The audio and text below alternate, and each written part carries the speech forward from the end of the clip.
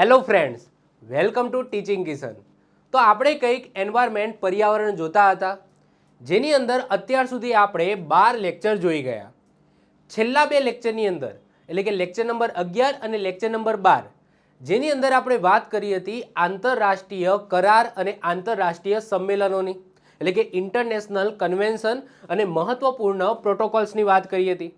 જે ટોપિક તમારી એક્ઝામના point of વ્યૂથી most IMP છે, કારણ કે આપણા ઇન્ટરનેશનલ લેવલે જે કરાર થયેલા છે, જે કન્વેન્શન ભરાય છે, એમાંથી અવારનવાર કરંટ અફેર્સમાંથી ક્વેશ્ચનો બનતા હોય છે અને એ ટોપિક તમારા માટે મોસ્ટ આઈએમપી છે। તો જો લેક્ચર નંબર 11 અને 12 ન જોયો હોય તો ખાસ કરીને તમે જોઈ લેજો। બહુ મોસ્ટ આઈએમપી તમારો એ લેક્ચર હતો, જેમાંથી સારા ક્વેશ્ચનો મેં બધા ઓલમોસ્ટ બધું એની અંદર કવર કરાવ્યું છે। હવે આપણે લેક્ચર નંબર 13 એટલે કે આજના લેક્ચરની અંદર આપણે વાત કરીશું ભારત સરકારના કાયદા અને સંસ્થાઓની। કાયદા અને સંસ્થાઓ આપણે સાથે ભણવાની છે, કારણ કે સંસ્થા છે ને એમાં પણ જે વૈધાનિક સંસ્થા, જો નામથી જ ખબર પડે વૈધાનિક એટલે કે કાયદાકીય સંસ્થા। હવે કાયદાકીય સંસ્થાનો મતલબ શું કે કોઈ કાયદો હોય એના અંતર્ગત બનેલી હોય। તો જો કાયદો ભણીએ તો એની અંદર સંસ્થા છે એ ભણી જ લેવાની હોય। ઓકે, તો કાયદા અને સંસ્થાઓ આપણે સાથે ભણવાની છે। તો ભારત સરકાર, તમને ખબર છે કે જો ઇન્ટરનેશનલ લેવલે કોઈ કન્વેન્શન થાય છે, કોઈ સંમેલન થાય છે, એની અંદર જે પણ ચર્ચા કરવામાં આવે છે, જે પણ પ્રોટોકોલ્સ બને છે, તો એ દરેક દેશને માનવું પડે, કારણ કે જો ભારત છે એ પણ ઓલમોસ્ટ બધા જે કન્વેન્શન થયા એનો પાર્ટ છે। તો જે પણ ચર્ચા થઈ છે એને અનુરૂપ આપણે ભારતની અંદર ચેન્જીસ કરવા પડશે, તો એને અનુરૂપ આપણે ભારતની અંદર પોતાના કાયદા બનાવવા પડશે। તો એ જ કાયદાઓ હવે આપણે ભણીશું અને એ કાયદાઓ અંતર્ગત હવે કાયદો બની ગયો, પરંતુ એ કાયદાને અમલ કરવા માટે ઓબ્વિયસલી એની સાથે એક સંસ્થા આવે ને આવે। કોઈ પણ કાયદો હોય તો કાયદો કોણ લાગુ કરાવે? તો કોઈ સંસ્થા છે એ પ્રોપરલી જો એ કાયદા ઉપર કામ કરતી હોય તો એ સંસ્થા છે એ કાયદાનો અમલ કરાવવાનું કામ કરતી હોય, કારણ કે કાયદો શું છે? એક પ્રોટોકોલ છે, એક નિયમોનો જથ્થો છે, પરંતુ એ નિયમોનું અમલીકરણ કરવા માટે કોઈ બોડી તો જોઈએ ને, જેને આપણે સંસ્થા કહીશું। અને આપણે એવી જ સંસ્થા ભણીશું જે કાયદાની સાથે હોય, જેને આપણે વૈધાનિક સંસ્થા કહીશું, એટલે કે કાયદાકીય સંસ્થા કહીશું। તો મોસ્ટ આઈએમપી જેટલા પણ મહત્વપૂર્ણ કાયદાઓ છે જે પર્યાવરણને લગતા છે એ બધા આપણે કવર કરીશું। હવે જો આપણે જે ભારત સરકારના જે કાયદાઓ છે એને આપણે 3 ભાગની અંદર મુખ્ય ડિવાઈડ કરી શકીએ। એક તો વન્યજીવને લગતા કાયદાઓ, બીજા છે પર્યાવરણને લગતા કાયદાઓ, અને ત્રીજા છે જે કચરો અને પ્રદૂષણ છે એને લગતા કાયદાઓ। આપણે આ 3 ભાગની અંદર ડિવાઈડ કરીને જોઈશું, જેમાં સૌથી પહેલા આપણે વાત કરીએ કે વન્યજીવ એટલે કે પ્રાણીઓને લગતા કયા કાયદાઓ ભારતની અંદર અત્યારે લાગુ છે એની વાત કરીએ તો આઝાદી પહેલા એક કાયદો બનેલો છે। હાલાકી એ કાયદો બ્રિટિશરોએ એ રીતના બનાવ્યો હતો કે જેનાથી મેક્સિમમ એમને પ્રોફિટ થાય। જેમ કે કોઈ એરિયા છે ત્યાં સમજી લો કે બધા ભારતીય લોકોને આવવા જવાની મનાઈ હોય, ત્યાંથી લાકડા કાપવાની મનાઈ હોય, જેનાથી એ બધા સંસાધનનો ઉપયોગ બ્રિટિશરો કરી શકે। તો આ બ્રિટિશરો માટે એક કહેવાય કે પ્રાણીઓ પ્લસ પર્યાવરણ, જંગલો, એનો મિક્સ કાયદો એ 1927ની અંદર બનાવવામાં આવ્યો હતો, જેને ભારતીય વન અધિનિયમ કહેવામાં આવે છે। 1927ની અંદર આઝાદી પહેલાનો કાયદો છે। આની વાત કરીશું, આની અંદર સુધારો કરવામાં આવ્યો છે, પછી અત્યારનો પણ કાયદો છે, એ વાત પછી આપણે જોઈશું, પરંતુ એક પહેલો આ કાયદો છે જે આઝાદી પહેલા બનેલો છે। પછી આપણે વન્યજીવની વાત કરીએ તો વન્યજીવ માટે પહેલો જે કાયદો બન્યો હતો તો પ્રાણીઓ પ્રત્યે ક્રૂરતા નિવારણ કાયદો બન્યો હતો 1960ની અંદર। હવે ઓબ્વિયસલી પ્રાણીઓ પ્રત્યે ક્રૂરતા નિવારણનો કાયદો બની ગયો, નિયમો બની ગયા, પરંતુ એ નિયમોને અમલીકરણ માટે એક બોડી જોઈએ, એક સંસ્થા જોઈએ, વૈધાનિક સંસ્થા જોઈએ। તો એના અંતર્ગત એક સંસ્થા પણ બનાવવામાં આવી। જો અહીંયા જે રેડ કલરથી છે ને એ બધા કાયદાઓ છે, અને અહીંયા જે બ્લેક કલરથી છે તો એના અંતર્ગત જે સંસ્થા બનેલી છે એ સંસ્થાઓની યાદી તૈયાર તમને જોવા મળશે। તો આ પ્રાણીઓ પ્રત્યે ક્રૂરતા નિવારણ કાયદો બન્યો, એના અંતર્ગત એક સંસ્થા, વૈધાનિક સંસ્થા બનાવવામાં આવી, એ છે animal welfare board of India. ક્યારે બનાવવામાં આવી હતી? 1962ની અંદર બનાવવામાં આવી હતી। આ કાયદો 1960નો છે અને આ બોડી, આ સંસ્થા ક્યારે બનાવી હતી? 1962ની અંદર બનાવવામાં આવી હતી। આપણે આ બધી વસ્તુ ડિટેલ્સમાં જોઈશું। પહેલા હું તમને એક ટાઈમ લાઈન આપી દઉં કે કયા કાયદાઓ તમારે ભણવાના છે, એની અંતર્ગત કઈ બોડી, સંસ્થાઓ બનેલી છે। આ વસ્તુ આપણે પહેલાં જોઈ લઈએ, એક વખત ટાઈમ લાઈન આપણને ખબર પડી જાય, શું ભણવાનું છે એ ખબર પડી જાય, એના પછી આપણે શરૂઆત કરીશું। એના પછી સૌથી મોસ્ટ આઈએમપી જો વન્યજીવને લઈને અધિનિયમ હોય તો એ છે 1972નો। તો વન્યજીવ સંરક્ષણ અધિનિયમ 1972 મોસ્ટ આઈએમપી છે। એ અધિનિયમ અંતર્ગત 5 વૈધાનિક સંસ્થાઓ બનાવવામાં આવી। શરૂઆતમાં 3 હતી, એના પછી પાછળથી 2 એડ કરવામાં આવી। શરૂઆતમાં કઈ બનાવવામાં આવી હતી? તો national board of wildlife આ બની હતી, state board of wildlife એ બની હતી, અને બની હતી સેન્ટ્રલ ઝૂ ઓથોરિટી. આ ત્રણ સંસ્થાઓ જ્યારે 1972નો કાયદો આવ્યો ત્યારે આ સંસ્થાઓ બનાવવામાં આવી હતી સાથે ને સાથે. Okay, national board of wild life જે નેશનલ લેવલ ઉપર એટલે કે કેન્દ્ર લેવલ ઉપર કામ કરશે, state board of wild life જે બધા રાજ્યોની અંદર આવી એક બોડી બનાવવામાં આવશે, જેમ આપણા ગુજરાતની અંદર Gujarat board of wild life હશે, એ રીતના બધા રાજ્યોની અંદર અલગ અલગ બોર્ડ ઓફ વાઇલ્ડ લાઇફ છે એ બનાવવામાં આવશે. એના પછી આગળ જતા નેશનલ ટાઈગર કન્ઝર્વેશન ઓથોરિટી બનાવવામાં આવી. જ્યારે આપણે વાઘ સંરક્ષણ માટેનો જે પ્રોજેક્ટ ટાઈગર લાવ્યા હતા એ અંતર્ગત આ બોડી બનાવવામાં આવી હતી, જેની આપણે વાત કરીશું, નેશનલ ટાઈગર કન્ઝર્વેશન ઓથોરિટી. અને wild life crime control bureau જે તસ્કરી થાય છે, પ્રાણીઓની તસ્કરી થાય છે નેશનલ લેવલે, હાલાકી ઇન્ટરનેશનલ લેવલે પણ એક કન્વેન્શન છે, સિટી નામનું કન્વેન્શન છે જે આપણે જોઈશું. તો આપણે ભારતની અંદર જે પ્રાણીઓની તસ્કરી થાય છે એના માટે સ્પેશિયલી આપણે wild life crime control bureau આ પણ આપણી સંસ્થા બનાવી હતી. તો આ પાછળથી બે બનેલી છે અને આ શરૂઆતમાં આ ત્રણ સંસ્થાઓ બનાવવામાં આવી હતી. તો આ પાંચે પાંચ જે સંસ્થાઓ છે એ કયા નિયમ, કયા કાયદા અંતર્ગત બનાવવામાં આવી છે? તો વન્યજીવ સંરક્ષણ અધિનિયમ અંતર્ગત બનાવવામાં આવી છે. મોસ્ટ આઈએમપી છે, આ વસ્તુ આપણે યાદ રાખીશું. ક્લિયર છે? ચલો, એના પછી વાત કરીએ પર્યાવરણને લગતા કાયદા અને સંસ્થાઓની. તો પર્યાવરણના કાયદાની વાત કરીએ તો જો આ પણ પર્યાવરણ માટે જ હતો, આ વન છે એ પણ પર્યાવરણ માટેનો જ અધિનિયમ હતો, એટલે કે 1947 પહેલાનો જે વન્યજીવ અને પર્યાવરણ બંનેનો મિક્સ કાયદો હતો. હાલાકી એટલો બધો કંઈ ખાસ કાયદો હતો ને, હું ચલાવીશ એટલે તમને આઈડિયા આવી જશે. વાત કરીએ પર્યાવરણને લગતા કાયદાઓની, તેમાં સૌથી પહેલો આપણે 1974માં પાણીના પ્રદૂષણ માટેનો અધિનિયમ બનાવ્યો, જેને આપણે કહીએ છીએ જળ પ્રદૂષણ નિવારણ અને નિયંત્રણ અધિનિયમ, જેના અંતર્ગત બે સંસ્થાઓ બનાવવામાં આવી, બે વૈધાનિક સંસ્થાઓ બનાવવામાં આવી, સેન્ટ્રલ પોલ્યુશન કંટ્રોલ બોર્ડ અને સ્ટેટ પોલ્યુશન કંટ્રોલ બોર્ડ. શરૂઆતમાં ખાલી જળ પાણી માટે પ્રદૂષણ અને એના સંરક્ષણ તો નહીં કહેવાય, નિયંત્રણ, ઓકે, એનું પ્રદૂષણ નિવારણ અને નિયંત્રણ એના માટેનો કાયદો લાવ્યા હતા. તો આ બંને બોડીને ખાલી પાણીના પ્રદૂષણને રોકવા માટેનું કામ હતું. પરંતુ આગળ જતા વાયુ પ્રદૂષણ નિવારણ અને નિયંત્રણ અધિનિયમ બન્યો 1981માં. તો આ જ બંને બોડી, આ બંને સંસ્થાઓ વાયુ પ્રદૂષણ માટે પણ કામ કરશે. શરૂઆતમાં ખાલી જળ પ્રદૂષણ નિવારણ અને નિયંત્રણનો અધિનિયમ હતો, એટલે આ બંને બોડી જો આના માટે અલગથી બોડી ના બનાવી, પરંતુ જે ઓલરેડી બોડી બનેલી હતી સેન્ટ્રલ પોલ્યુશન કંટ્રોલ બોર્ડ અને સ્ટેટ પોલ્યુશન કંટ્રોલ બોર્ડ, એને જ હવે વાયુ પ્રદૂષણ નિવારણ અને નિયંત્રણ અધિનિયમના જે કાયદાઓ છે એના અમલીકરણનું કામ આ બંને સંસ્થાઓને જ આપી દીધું. એના પહેલાં 1980ની અંદર આપણે વન સંરક્ષણ અધિનિયમ બનાવે, જેની વાત આગળ આપણે કરીશું. પછી 1986ની અંદર પર્યાવરણ સંરક્ષણ અધિનિયમ બનાવે. આ વન જંગલો માટેનો હતો, આ સંપૂર્ણ પર્યાવરણ સંરક્ષણ અધિનિયમ બનાવવામાં આવ્યો 1986ની અંદર. એના પછી 2002માં જૈવ વિવિધતા બાયોડાયવર્સિટી એના માટેનો એક્ટ બનાવ્યો 2002ની સાલમાં, જે અંતર્ગત એક સંસ્થા બનાવવામાં આવી, વૈધાનિક સંસ્થા નેશનલ બાયોડાયવર્સિટી ઓથોરિટી NBA બનાવવામાં આવી. એના પછી 2016માં ઘણા બધા કાયદા બન્યા, જેમ કે 2016માં આ તો બન્યો, એની સાથે સાથે આ જે કચરા માટેના છે ને, કચરો અને પ્રદૂષણ એના માટેના જો તમે જોશો તો ઓલમોસ્ટ બધા 2016ની અંદર બનેલા છે. તો 2016ની અંદર વળતરાત્મક વનીકરણ ભંડોળ અધિનિયમ બનાવવામાં આવ્યો. ઇંગ્લિશમાં કહીએ તો compensatory afforestation fund management and planning authority, આ એક એના અંતર્ગત બોડી બની છે, જેની વાત આગળ આપણે ડિટેલ્સમાં કરીશું. એના સિવાય પછી કચરો અને પ્રદૂષણ માટેના નિયમો બન્યા, જે બધા ઓલમોસ્ટ 2016માં બનેલા છે. 2002ની અંદર ઓઝોન અને નોઇસ એટલે કે ધ્વનિ પ્રદૂષણ માટેના બનેલા છે. તો 2016માં તમે જુઓ તો ઈ વેસ્ટ માટેનો બનેલો છે, પછી સોલિડ વેસ્ટ માટેનો બનેલો છે, પ્લાસ્ટિક વેસ્ટ માટેનો બનેલો છે અને બાયોમેડિકલ વેસ્ટ માટેનો બનેલો છે. અને 2000ની સાલની અંદર નોઇસ પોલ્યુશન ધ્વનિ પ્રદૂષણ માટેનો અને ઓઝોન ડેપ્લેશન સબસ્ટેન્સ એટલે કે જે એવા વાયુઓ જે ઓઝોન સ્તરને નુકસાન કરે છે એને નિયંત્રિત કરવા, એને રોકવા માટે 2000ના સાલમાં ઓઝોન ડેપ્લેશન સબસ્ટેન્સ માટેનો રેગ્યુલેશન અને કંટ્રોલ રૂલ્સ છે એ લાવવામાં આવ્યા છે. તો આ બધા જોઈશું. આ તો જસ્ટ તમને ટાઈમ લાઈન આપી, એ તમારે આટલું ભણવાનું થાય છે. ઓકે, આટલું ભણવાનું થાય છે. એમાં પણ જે મહત્વપૂર્ણ છે એ તમને આઈડિયા આવી જ જશે. જ્યારે હું ચલાવીશ એટલે હું કહેતો જઈશ કે આ મહત્વપૂર્ણ છે, તમારે ખાસ કરવાના. બીજા થોડા ઓછા ઇમ્પોર્ટન્સ હોય એને પણ હું કહીશ કે આ થોડા ઓછા ઇમ્પોર્ટન્ટ છે. એ જેમ જેમ ચલાવીશ એમ આની માહિતી આપતો જઈશ. જસ્ટ આ એટલા માટે કીધું કે ભાઈ આટલી વસ્તુ તમારે ભણવાની થાય છે ભારતના કાયદાઓ અને સંસ્થાઓની અંદર. ક્લિયર છે? આની અંદર હજુ કોઈક નાનો મોટો કાયદો હશે તો એ આપણે જ્યારે લેક્ચર ચલાવીશું એની અંતર્ગત આપણે લઈ લઈશું. ઓકે, ચલો તો શરૂઆત કરીએ છીએ. શરૂઆત આપણે કરીશું આપણે વન્યજીવોથી. ક્યાંથી કરીશું? વન્યજીવોથી. હવે જે પેલું 1947 પહેલાં જે બનેલો છે 1927ની અંદર આ જે કાયદો છે ને એ આપણે પર્યાવરણની શરૂઆત કરીશું. પર્યાવરણના જે કાયદાઓ હમણાં જોઈશું ને એના પહેલાં આપણે જોઈશું ભારતીય વન અધિનિયમ.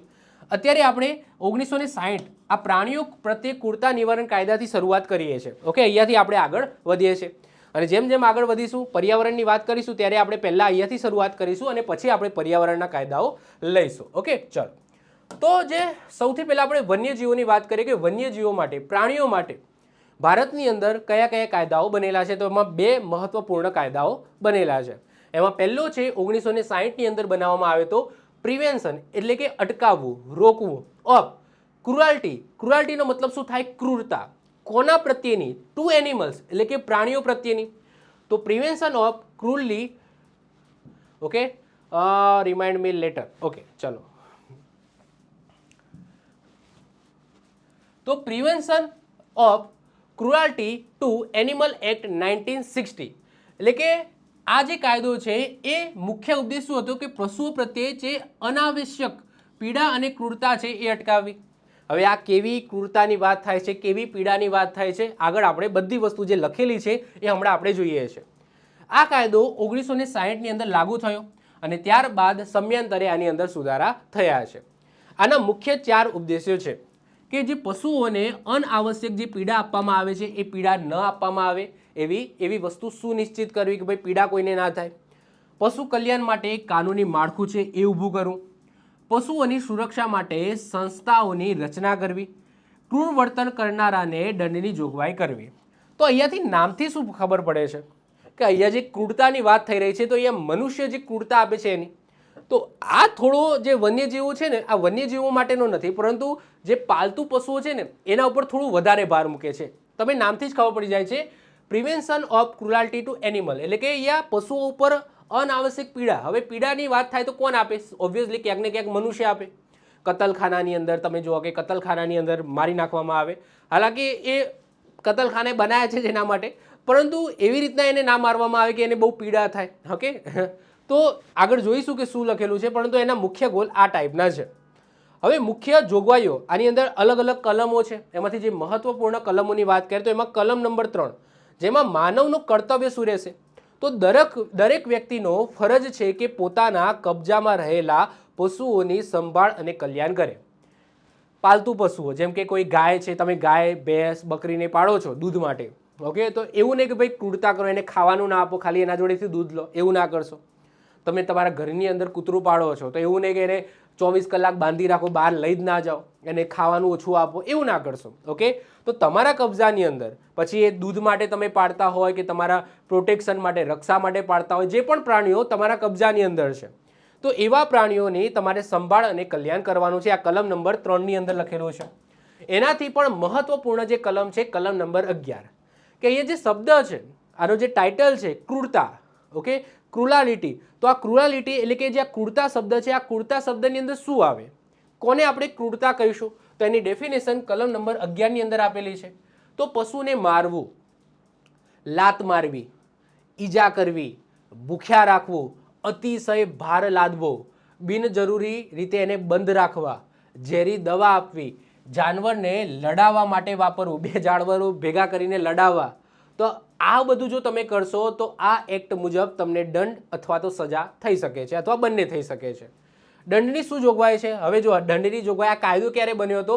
1960ની અંદર બન્યો હતો. તો જ્યારે કાયદો બન્યો હતો ને ત્યારે ગુના માટે શું સજા હતી તમે જુઓ. પ્રથમ ગુના માટે 10 થી 50 રૂપિયા. હાલ તો ઇઝીલી બધા આપી દેશે. ઓકે, કોઈકને લાત મારો કૂતરાને, પોલીસ આવી જાય કે ભાઈ આ એક્ટ અંતર્ગત ગુનો કર્યો છે, લે ભાઈ 50 રૂપિયા પકડ. કારણ કે 1960નો કાયદો છે. હજુ સુધી મતલબ કે આના સુધારા કરવાની ઘણા લાંબા સમયથી બધા લોકો માંગ કરી રહ્યા છે ભાઈ આની અંદર સજાની અંદર સુધારો કરો. પરંતુ સ્ટાર્ટિંગમાં જે સુધારા જે સજા છે એની વાત જ કરી છે મેં. જો 3 વર્ષ પુનરાવર્તિત ગુનો થાય, ઓકે, આ 3 વર્ષની અંદર સમજી લો એક વખત કોઈએ ગુનો કર્યો અને એનો બીજો ગુનો 3 વર્ષની અંદર થઈ જાય એટલે કે 3 વર્ષની અંદર પુનરાવર્તિત જો ગુનો કરે તો એને 25 થી લઈને 100 રૂપિયાનો દંડ અથવા તો 3 મહિના સુધીની જેલની સજા અથવા તો બંને થઈ શકે છે. તો આની અંદર નિયમ છે. નોંધ, દંડની રકમ ખૂબ જ ઓછી હોવાથી એમાં સુધારો કરવાની માંગણી લાંબા સમયથી ચાલી રહી છે, હજુ સુધી થયું નથી, પરંતુ આની અંદર આવા કંઈક નિયમો છે. ઓકે, પણ હા, આવો એક્ટ છે. આ અધિનિયમ અંતર્ગત એક બોડી બનેલી છે, એક વૈધાનિક સંસ્થા બનેલી છે, જે આગળ મેં વાત કરી એમ animal welfare board of India, જેને આપણે AWBI કહીશું. તો હવે આપણે વાત કરીશું એનિમલ વેલફેર બોર્ડ ઓફ ઇન્ડિયાની. જો આપણે સંસ્થા અને કાયદો સાથે ભણીશું, જે કાયદો બને છે એ કાયદા અંતર્ગત કોઈ સંસ્થા બનાવવામાં આવે છે, કાયદા અંતર્ગત બને છે તો એને વૈધાનિક કાયદાકીય સંસ્થા કહીશું, જે તમારી એક્ઝામ માટે ઇમ્પોર્ટન્સ હોય. એનું કામ શું? આ સંસ્થાનું કામ શું? કે જે કાયદા અંતર્ગત બની છે એ કાયદાનું અમલ કરાવવાનું કામ હોય. તો આમાં જે ક્રૂરતા છે, જે પ્રાણીઓ પ્રત્યે ક્રૂરતા છે, એ અટકાવવા માટેના અધિનિયમ અંતર્ગત બની છે, તો આનું કામ એ જ રહેવાનું છે. તો એનિમલ વેલફેર બોર્ડ ઓફ ઇન્ડિયાની વાત કરીએ તો એની સ્થાપના 1962ની અંદર કરવામાં આવી હતી અને કેન્દ્ર સરકારને સલાહ આપતી આ કેવી સંસ્થા છે? તો વૈધાનિક સંસ્થા છે. વૈધાનિક એનો મતલબ શું? કાયદા અંતર્ગત બનેલી સંસ્થા. કાયદાકીય આધાર શું છે? તો આગળ આપણે જોયું કે prevention of cruelty to animal act 1960ના કલમ નંબર 4 અંતર્ગત આ સંસ્થા બનાવવાની વાત કરવામાં આવી છે. કોના પ્રયત્નોથી આ સંસ્થા બની? તો ખાસ યાદ રાખજો, નૃત્યાંગના અને પ્રાણીઓ પ્રેમી શ્રીમતી રૂકમણી દેવી અરુણડેલ, આ એના પ્રયત્ન થયું કે એમને એના ઉપર કાર્યો કર્યા કે ભાઈ તમે સંસ્થાની માંગણી કરી. તો રૂકમણી દેવી અરુણડેલના ખાસ પ્રયત્નોથી આ સંસ્થા છે એ બનાવવામાં આવી છે. અને કયા મંત્રાલય અંતર્ગત આવશે આ સંસ્થા કામ કરશે? તો મત્સ્યપાલન, પશુપાલન અને ડેરી મંત્રાલય. જો પર્યાવરણ મંત્રાલય નહીં આવે હો, મત્સ્યપાલન, પશુપાલન અને ડેરી મંત્રાલય અંતર્ગત આવશે. કારણ કે આ જે છે ને, આ વન્યજીવ માટેની નથી, આ પાલતુ પશુઓ માટેની છે. તો આ કયા મંત્રાલય અંતર્ગત આવશે? મત્સ્યપાલન, પશુપાલન અને ડેરી મંત્રાલય અંતર્ગત આ સંસ્થા કામ કરશે. ખાસ યાદ રાખજો. હવે પછીની આવશે એ આપણા વન મંત્રાલય માટે, જે આપણે જે રેગ્યુલર મંત્રાલય છે એના અંતર્ગત આવશે. જે વન મંત્રાલય છે, આપણે જળવાયુ પરિવર્તન મંત્રાલય છે, પર્યાવરણ મંત્રાલય છે, એના અંતર્ગત આવશે. પરંતુ આ જે સંસ્થા છે, ખાસ યાદ રાખજો, મત્સ્યપાલન, પશુપાલન અને ડેરી મંત્રાલય અંતર્ગત આ સંસ્થા આવશે. વડુ મથકની વાત કરીએ તો શરૂઆતમાં ચેન્નઈ હતું, પરંતુ એ ચેન્જ કરીને 2018થી ચેન્જ કરવામાં આવ્યું છે અને બલ્લભગઢ રાખવામાં આવ્યું છે. બલ્લભગઢ ક્યાં આવ્યું? ફરીદાબાદ, હરિયાણાની અંદર આવ્યું. તો શરૂઆતમાં 1962માં જ્યારે બની હતું, આ જે સંસ્થા બની હતી ત્યારે એનું હેડક્વાર્ટર કહી શકો અથવા વડુ મથક કહી શકો ચેન્નઈ હતું. પછી એને ચેન્જ કરીને અત્યારે હાલની વાત કરીએ તો 2018થી વલ્લભગઢ, ફરીદાબાદ, હરિયાણાની અંદર છે. સભ્યોની વાત કરીએ તો આ બોર્ડની અંદર, આ સંસ્થાની અંદર ટોટલ 28 સભ્યો હોય છે, જેમાં સંસદ સભ્યોની વાત કરીએ તો 4 લોકસભાના અને 2 રાજ્યસભાના સભ્યો હોય છે. આ સાથે સરકારી અધિકારીઓ હોય છે, પ્રાણી કલ્યાણ સંસ્થાઓના પ્રતિનિધિઓ અને પ્રાણી પ્રેમીઓના સમાવેશ કરવામાં આવે છે, એટલે કે જેમને પ્રાણીઓ વિશે વધારે માહિતી હોય એ બધા. સાથે સાથે સંસદ સભ્યોને પણ આની અંદર એડ કરવામાં આવે છે, જેમાં 4 લોકસભાના અને 2 રાજ્યસભાના સભ્યો હોય છે. ટોટલ કેટલા સભ્યો હોય? 28 સભ્યો આ સંસ્થાની અંદર કાર્યરત હશે. કાર્યકાળની વાત કરીએ તો બોર્ડના સભ્યોનો કાર્યકાળ કેટલો રહેશે? સામાન્ય રીતે 3 વર્ષનો હોય છે. 3 વર્ષની અંદર પછી એ મતલબ કે રિન્યૂ થાય કે ફરીથી થાય, એની નિમણૂક કરવામાં આવે છે. પરંતુ જે 28 સભ્યો છે એમનો કાર્યકાળ કેટલો હોય છે? 3 વર્ષનો હોય છે.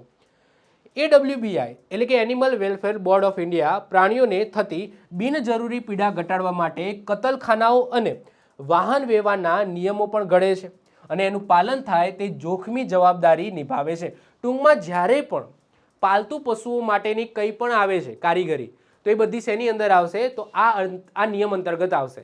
આ એક જ માત્ર એવો નિયમ છે જે પાલતુ પશુઓ માટે છે. પાલતુ પશુઓ એટલે કે તમે સમજી લો કે તમારા આજુબાજુ જે પ્રાણીઓ જોવા મળે છે એના ઉપર કંઈ સમજી લો, ઓબ્વિયસલી કતલખાનામાં એ જ જવાના, સિંહ ને વાઘ ને એવા તો થોડા જવાના છે ખાસ કરીને. ઓકે, તમારી આજુબાજુ જે ગાય છે ને એ બધું જોવો છો એ બધું જ જવાનું છે અને ક્રૂરતા તમે એના ઉપર જ બતાવી શકો, સિંહ વાઘ ઉપર તો તમે બતાવી શકવાના નથી.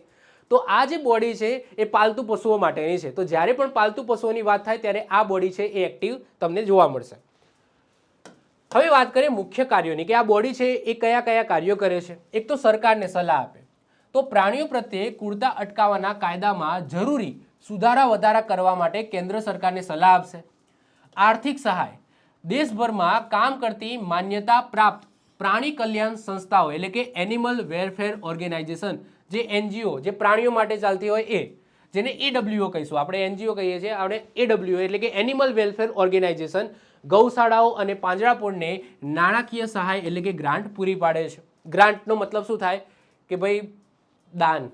ઓકે, દાન સિમ્પલ ભાષામાં, લોન છે પાછી આપવાની હોય, ગ્રાન્ટ પાછી આપવાની હોય નહીં. ઓકે, તો ગ્રાન્ટ એટલે તમે દાન કહી શકો કે ભાઈ દાન એટલે દાન પૂરું પાડવું. ઓકે, તો જે ગૌશાળાઓ છે, પાંજરાપોળ છે, એમને નાણાકીય સહાય એટલે કે ગ્રાન્ટ પૂરી પાડે છે આ સંસ્થા.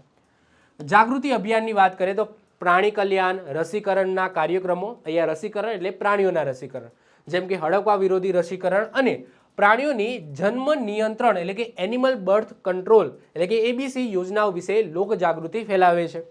આ સાથે સાથે રેસ્ક્યુ અને સારવાર, બીમાર અને ઘાયલ જે પ્રાણીઓ છે એના માટે હોસ્પિટલો, આશ્રય સ્થાનો અને એમ્બ્યુલન્સ સેવાઓ ઊભી કરવા માટે પણ પ્રોત્સાહન આ સંસ્થા આપે છે.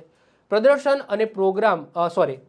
અને પ્રયોગો ઉપર નિયંત્રણ, તો સર્કસ અને ફિલ્મમાં પ્રાણીઓના ઉપયોગ માટે NOC એટલે કે નોન ઓબ્જેક્શન સર્ટિફિકેટ આપવું. એટલે કે કોઈ સમજી લો કોઈ સર્કસ છે, સર્કસની અંદર સમજી લો કે વાંદરા છે, આ વાંદરા કંઈક કરતક બતાવવાના હોય તો પહેલાં અહીંયાથી NOC લેવું પડે, નોન ઓબ્જેક્શન સર્ટિફિકેટ લેવું પડે આ સંસ્થા પાસેથી. તો આ બધા કાર્યો છે. ઓકે, આ બધા કાર્યો છે. હવે જે નેક્સ્ટ આવે છે મોસ્ટ IMP અધિનિયમ, જે વાઇલ્ડ લાઈફ માટે છે. વાઇલ્ડ લાઈફ માટે છે એટલે કે વન્યજીવો માટે છે, જે જંગલમાં રહેતા હોય એ જીવો માટે છે. તો વાઇલ્ડ લાઈફ પ્રોટેક્શન એક્ટ એટલે કે વન્યજીવ સંરક્ષણ અધિનિયમ 1972, ચલો એ જોઈએ. તો મુખ્ય ઉદ્દેશ્ય શું છે? તો શિકાર પર પ્રતિબંધ અને આવાસોનું સંરક્ષણ અને વેપાર ઉપર નિયંત્રણ, આ 3 છે મુખ્ય ઉદ્દેશો. શિકાર ઉપર પ્રતિબંધ એટલે કે જંગલી પ્રાણીઓ અને પક્ષીઓના શિકાર એટલે કે હન્ટિંગ ઉપર સંપૂર્ણ કે આંશિક પ્રતિબંધ મૂકવો, એ પહેલાં તો આની અંદર નિયમો લખેલા છે. આવાસોનું સંરક્ષણ, યસ, મોસ્ટ IMP. આ જે અધિનિયમ છે આ અધિનિયમ અંતર્ગત ભારતની અંદર અભયારણ્ય અને રાષ્ટ્રીય ઉદ્યાન બને છે. ખાસ યાદ રાખજો, અભયારણ્ય, રાષ્ટ્રીય ઉદ્યાન, ઇવન બીજા 2 પાછળથી એડ કરવામાં આવે, કમ્યુનિટી રિઝર્વ અને કન્ઝર્વેશન રિઝર્વ. સાથે સાથે જે ટાઈગર પ્રોજેક્ટ ટાઈગર લાવવામાં આવે એ અંતર્ગત જે ટાઈગર રિઝર્વ છે એ પણ આ જ અંતર્ગત બનાવવામાં આવે છે. શરૂઆતમાં માત્ર જ્યારે આ કાયદો લાવવામાં આવ્યો ત્યારે 2 જ વસ્તુ હતું. શું? એક તો રાષ્ટ્રીય ઉદ્યાન હતું અને બીજું હતું અભયારણ્ય. જ્યારે આ કાયદો લાવવામાં આવ્યો ત્યારે આવાસોનું રક્ષણ એટલે કે પ્રાણીઓનું રક્ષણ કરવા માટે આપણે અભયારણ્ય અને રાષ્ટ્રીય ઉદ્યાન બનાવીશું. તો આપણા ભારતની અંદર જે પણ રાષ્ટ્રીય ઉદ્યાન અને અભયારણ્યો બનેલા છે એ આ કાયદા અંતર્ગત બનેલા છે અને ભવિષ્યની અંદર જે બનશે એ પણ આ જ કાયદા અંતર્ગત બનશે. તો શરૂઆતમાં જ્યારે કાયદો બન્યો ત્યારે રાષ્ટ્રીય ઉદ્યાનો અને અભયારણ્યોની વાત કરવામાં આવી હતી. હવે અભયારણ્ય કોને કહેવામાં આવે, રાષ્ટ્રીય ઉદ્યાન કહેવામાં આવે, કોને કહેવામાં આવે, કમ્યુનિટી રિઝર્વ કોને કહેવામાં આવે, કન્ઝર્વેશન રિઝર્વ કોને કહેવામાં આવે, આના ઉપર આપણે એક અલગથી ડેડિકેટેડ વિડીયો બનાવીશું. જો અહીંયા સમજાવવા જઈશ તો લેક્ચર બહુ લાંબો થઈ જશે. તો મેં વિચારીને રાખ્યું છે કે ભાઈ આના ઉપર એક આખો ડેડિકેટેડ વિડીયો આવશે, કારણ કે ઘણી બધી વસ્તુઓ છે. જે રામસર સાઇટ એક આપણે ભણી ગયા, તો એ રામસર સાઇટ છે, આદ્રભૂમિ છે. ઓકે, તો જે રાષ્ટ્રીય ઉદ્યાન, અભયારણ્યો છે, પછી બાયોસ્ફિયર રિઝર્વ છે, તો ઘણી બધી વસ્તુઓ છે. કન્ફ્યુઝ થઈ જશો તો એને આપણે એક અલગથી ડેડિકેટેડ વિડીયોની અંદર આપણે કવર કરીશું. તો એજ ઓફ નાઉ સિમ્પલ યાદ રાખો કે આ અધિનિયમ અંતર્ગત રાષ્ટ્રીય ઉદ્યાનો એટલે કે નેશનલ પાર્ક અને અભયારણ્યો શરૂઆતમાં આ નિયમ અંતર્ગત બનાવવાની વાત કરી હતી. પછી એની અંદર 2002ની અંદર સુધારો થયો અને 2002ની અંદર સુધારો થઈને 2 નવી વસ્તુ એડ કરવામાં આવી. શું? કન્ઝર્વેશન રિઝર્વ અને કમ્યુનિટી રિઝર્વ, આ 2 વસ્તુ એડ કરવામાં આવી. હવે જો હું તમને ટૂંકમાં કહી દઉં છું કે કન્ઝર્વેશન રિઝર્વ અને કમ્યુનિટી રિઝર્વ કોને કહેવામાં આવે. આ બંને વસ્તુ સેમ જ જેવું છે, આ બંને વસ્તુ સેમ જેવું છે. કન્ઝર્વેશન રિઝર્વ આની અંદર જે પ્રોપર્ટી હોય એ કોની હોય? સરકારની હોય. અને જે કોમ્યુનિટી રિઝર્વ હોય આની અંદર જે પ્રોપર્ટી હોય, જે એરિયા હોય એ કોનો હોય? કોઈ કોમ્યુનિટી હોય એટલે કે પ્રાઇવેટ હોય. પ્રાઇવેટ હોય અથવા તો પંચાયતનો હોય. પંચાયતનો હોય એ પણ આની અંદર કમ્યુનિટી રિઝર્વમાં આવશે. ભલે પંચાયત છે, સ્થાનિક સ્વરાજની સંસ્થાઓ સરકારની અંદર આવે છે, પરંતુ પંચાયતની કોઈ જમીન હોય, કોઈ પ્રાઇવેટ જમીન હોય, એટલે કે રાજ્ય સરકાર, કેન્દ્ર સરકાર અંતર્ગત ના આવતી હોય એવી જમીનો. હવે આ રિઝર્વ લખેલું છે તો આનો મતલબ શું સમજાવે છે? મતલબ કે આ શું કહેવા માંગે છે? જો નેશનલ પાર્ક અને અભયારણ્ય, અભયારણ્ય ક્યારે બને? જ્યારે કોઈ એક પર્ટિક્યુલર એક પ્રાણી છે એને બચાવવાની વાત કરવામાં આવી હોય ત્યારે ત્યાં અભયારણ્ય બનાવવામાં આવે. જેમ કે જેસોર અભયારણ્ય, તો એ શેના માટે છે? રીંછ માટે છે. જેસોર રીંછ અભયારણ્ય, થોળ પક્ષી અભયારણ્ય. પછી ગીર છે એ એશિયા માટે સિંહ અભયારણ્ય છે. ઓકે, ગીર સિંહ અભયારણ્ય નેશનલ પાર્ક પણ છે, અભયારણ્ય પણ છે. તો તમે જેમ કે કચ્છની અંદર નાનું રણ છે તો ત્યાં ખબર જ છે કે ગુડખર અભયારણ્ય છે એવું આપણે બોલીએ છીએ. તો પર્ટિક્યુલર કોઈ એક જગ્યાએ કોઈ પ્રાણીનું સંરક્ષણ કરવાનું હોય તો ત્યાં શું બનાવવામાં આવે? અભયારણ્ય બનાવવામાં આવે. અને જ્યારે આપણે સમજી લો કે કોઈ આખો એરિયા ત્યાંની આખી જૈવિક અજૈવિક બધી વસ્તુ આપણે સમજી લો કે બચાવવાની છે તો ત્યાં શું બનાવવામાં આવે? નેશનલ પાર્ક બનાવવામાં આવે.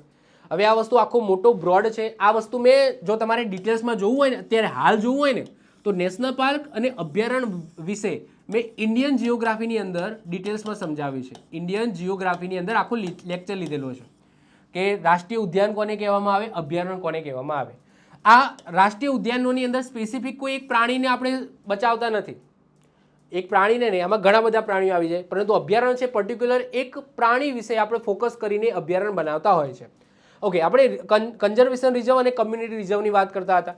તો કન્ઝર્વેશન રિઝર્વની અંદર સરકારની પ્રોપર્ટી હોય, એટલે કે સમજી લો કે કોઈ યુનિક એરિયા, ધ્યાનથી સમજજો, કોઈક જગ્યાનો કોઈક યુનિક એરિયા જેની જૈવિક અને અજૈવિક બધી બાબતો આપણે સમજી લો કે બચાવવી છે. જેમ કે કોઈ વનસ્પતિ, કોઈક એવો સરસ મજાનો એરિયા છે ભારતની અંદર જ્યાં પર્ટિક્યુલર કોઈ એક વનસ્પતિ સારા પ્રમાણમાં ઉગે છે, હવે એને બચાવવી છે તો ત્યાં આપણે રિઝર્વ કરીશું.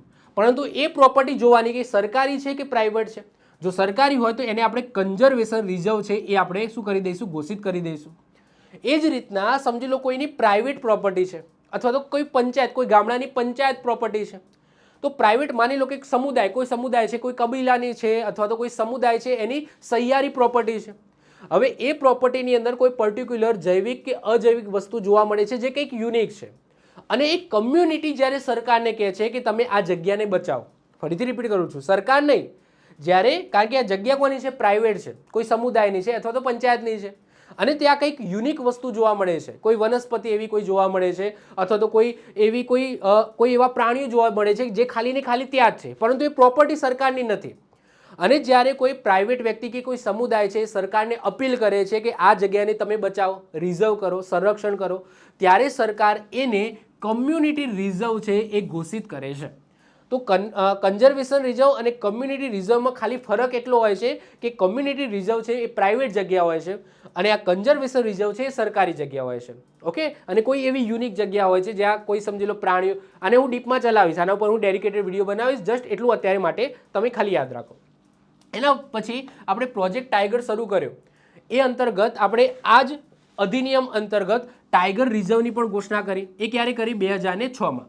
જો આ અધિનિયમના આપણે 3 સુધારા યાદ રાખવાના છે. સમયાંતરે 3 સુધારા થયા છે મહત્વપૂર્ણ, યાદ રાખવાના. 2002માં, 2006માં અને 2022માં. આ 3 સુધારા ખાસ આપણે યાદ રાખવાના છે. 2002, 2006 અને 2022. 2002માં તો મેં વાત કરી દીધી એમ કે કન્ઝર્વેશન રિઝર્વ અને કમ્યુનિટી રિઝર્વ એડ કરવામાં આવ્યું. ટાઈગર રિઝર્વ એ 2006માં આપણે એડ કર્યું છે. અને એના સિવાય આપણે 2022માં શું થયું? તો અનુસૂચિની અંદર, હવે અનુસૂચિ શું છે હમણાં સમજાવું છું. અનુસૂચિની અંદર આપણે ફેરફાર કર્યા છે. તો એ કેન્દ્રીય કાયદો બન્યો સિટીઝ નામનો. આ સિટીઝ કાયદાના અંતર્ગત આપણે આની અંદર ચેન્જીસ કર્યા છે 2022માં, એ હમણાં આપણે જોઈએ છે. ઓકે, ત્રીજું છે વેપાર ઉપર નિયંત્રણ. તો વન્યજીવો તેમના અંગો જેમ કે હાથી દાંત છે, વાઘનું ચામડું છે, ગેંડાના શિંગડા છે, તેમાંથી બનતી વસ્તુઓ ગેરકાયદેસર વેપારને રોકવા માટે આપણે વેપાર નિયંત્રણ પણ આની અંદર એડ કર્યું છે. એટલે કે 3 ઉદ્દેશ્યો છે. એક તો શિકાર નહીં કરવો, એનો આ પ્રાણીઓનો વેપાર નહીં કરવો, અને પ્રાણીઓનું શું કરવું છે? રક્ષણ કરવાનું છે. એટલે કે એનું આવાસ છે, આવાસનો મતલબ શું? એ જે જગ્યાએ જે જંગલોમાં રહે છે એનું આપણે શું કરવાનું છે? સંરક્ષણ કરવાનું છે. તો 3 હેતુથી આ અધિનિયમ લાવવામાં આવ્યો છે. આ કાયદાનો કોઈ વ્યક્તિ ભંગ કરે છે, એટલે કે સમજી લો શિકાર કરો કે પ્રતિબંધિત વિસ્તારની અંદર ગેરકાયદેસર પ્રવેશ કરવો, તો એના માટે ગુનાની ગંભીરતા અને અનુસૂચિના આધારે સામાન્ય રીતે 3 થી 7 વર્ષની જેલ અને લાખો રૂપિયા સુધીનો દંડ છે એની જોગવાઈ છે. જેમ કે પ્રતિબંધિત વિસ્તારનો મતલબ શું? કે રાષ્ટ્રીય ઉદ્યાનની અંદર પ્રતિબંધિત હોય, તમે રાષ્ટ્રીય ઉદ્યાનમાં જઈ શકો નહીં. તમે અભયારણ્યની અંદર અમને અમુક છૂટછાટ મળે છે, જેમ કે નીચે ઝાડમાંથી લાકડા ગરી પડ્યા હોય તો એ લાકડા વીણવાની તમને છૂટ મળે અભયારણ્યની અંદર, પરંતુ નેશનલ પાર્કમાં ના મળે. નેશનલ પાર્કના જે કાયદા છે એ બહુ કડક હોય છે, તમને અંદર પ્રતિબંધિત છો, એટલે કે તમને અંદર જવા જ ના મળે. અભયારણ્યના નેશનલ પાર્ક કરતાં થોડા ઓછા નાજુક હોય છે. મતલબ કે તમને સમજી લો કે ત્યાં જઈને પશુઓને તમે ચારવાની કદાચ છૂટ મળી જાય, જે નીચે લાકડા પડેલા હોય વીણવાની છૂટ મળી જાય. તો આવી છૂટ તમને અભયારણ્યની અંદર મળતી હોય છે. રાષ્ટ્રીય ઉદ્યાનની અંદર કશું ના મળે. ઓકે, પ્રતિબંધિત વિસ્તાર હોય આખો. કન્ઝર્વેશન રિઝર્વ અને કમ્યુનિટી રિઝર્વ એની અંદર તો ઓબ્વિયસલી છૂટછાટ હોવાની, કારણ કે આની અંદર તો માણસો રહે છે એની આજુબાજુ. તો આની અંદર ખાલી જો કોઈ યુનિક વનસ્પતિ હોય ને એને સંરક્ષણ કરવા માટે પણ ત્યાં કમ્યુનિટી રિઝર્વ અને કન્ઝર્વેશન રિઝર્વ તમે જાહેર કરી શકો છો. એવું જરૂરી નહીં કે ત્યાં પ્રાણીઓ જ હોય. ઓકે, જૈવિક અજૈવિક બંને વસ્તુઓને લીધે તમે આ રિઝર્વ કમ્યુનિટી અને કન્ઝર્વેશન રિઝર્વ છે તમે ત્યાં ઘોષિત કરી શકાય છે. ઓકે, અને વેપાર ઉપર નિયંત્રણ, આ 3 મેન હેતુ છે. અને જો તમે આ ભંગ કર્યો આ કાયદાનો તો 3 થી 7 વર્ષની જેલ અને લાખો રૂપિયા સુધીનો દંડ થઈ શકે છે. ઓકે, હવે વાત કરીએ તો જ્યારે આ કાયદો બન્યો 1972ની અંદર 1972માં કાયદો બન્યો ત્યારે આની અંદર 5 અનુસૂચિ હતી અને પાછળથી એક એડ થઈ, એટલે કે ટોટલ 6 અનુસૂચિ હતી 2022 સુધી.